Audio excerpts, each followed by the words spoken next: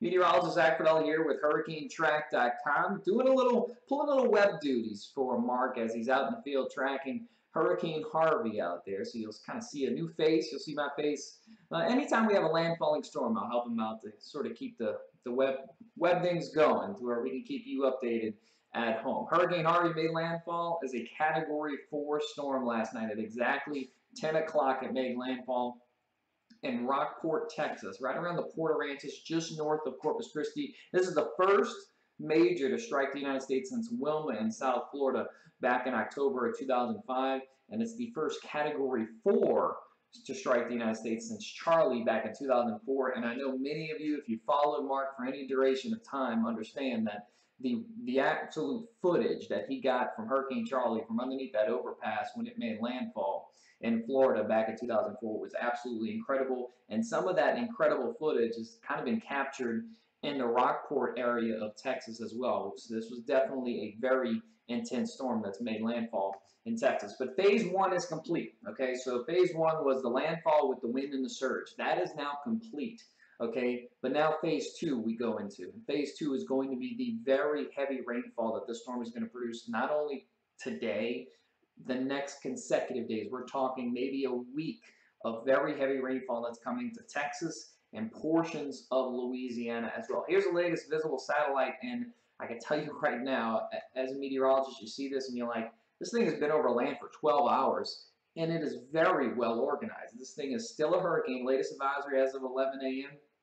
or 10 a.m. Central Time shows this as a 75 miles per hour hurricane, still producing some hurricane force winds. Look how consolidated it is. It's not getting any dry air intrusion, even though it's been over land for so long. And you see this band right here? This is the thing that we're very concerned about, especially in Southeast Texas, Houston metropolitan area. That band is one of those feeder bands that is going to kind of sit over the same areas over the next consecutive days. And where that thing sets up each and every day, that's going to be where we're going to see the most intense rainfall and the most intense flooding, unfortunately. Let me show you radar, because since we are on land, I can show you the actual latest radar imagery.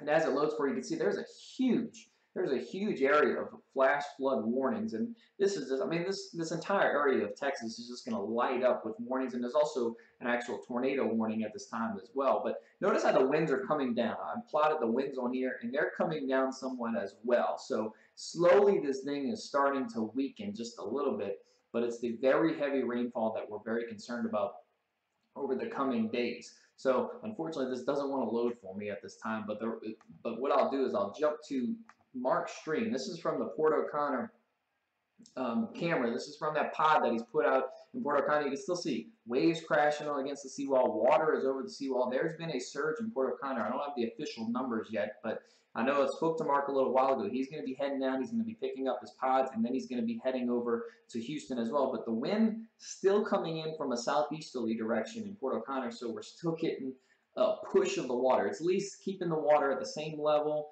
and not allowing it to head out. It's really, I don't think it's rising anymore, but it's just keeping that water level high at this point, and still the wind gusts are, up to hurricane force along the coast, unfortunately for them. So this is one of his cameras. You can always find the cameras on Ustream, or also you can get them from HurricaneTrack.com. The latest information from the National Hurricane Center, and there you have it. This thing is just going to sit in the same spot for the next week. We're going all the way to 7 a.m. Thursday, so it's not officially a week, but 5 days from now, it's still just to the northwest of Houston.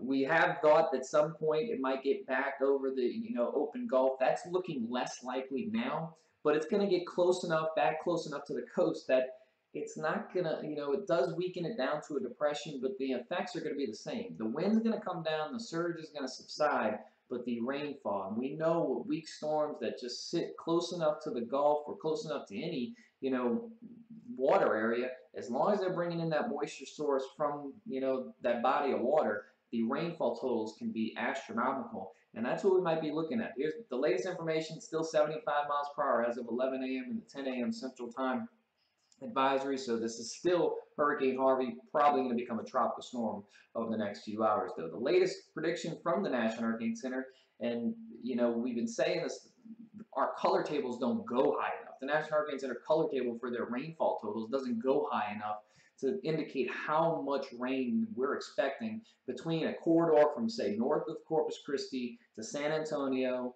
to Victoria to Houston down to Galveston. In that corridor, we're talking 30 to possibly even 45 inches of rain when all of this is said and done. And then that stretches all the way into portions of Louisiana. Not those amounts, but 10 to 15 inches could easily get into western Louisiana. And as the storm, like I was mentioning before, as I'm gonna go back to the satellite, as the storm weakens over land, it's going to expand in size. And so these feeder bands, this one feeder band right here, is probably going to start to migrate outward, and that's what's going to bring portions of western Louisiana into play eventually.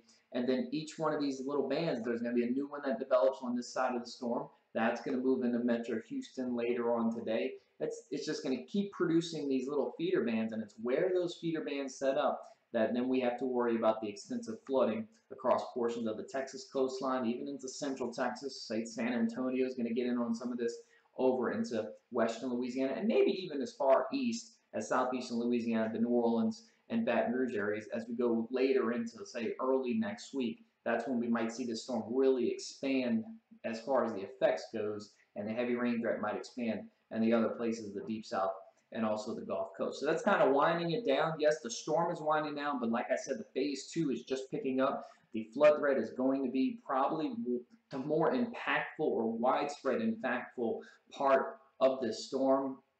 Yes, this thing will weaken to a tropical storm and eventually a tropical depression, but we're going to be dealing with this thing for quite a few days ahead. Like I mentioned before, though, Mark is going to pick up those pods and he's going to head over to Houston, and we'll be tracking with HurricaneTrack.com. We'll be tracking the flash flooding, and eventually, I say phase 2.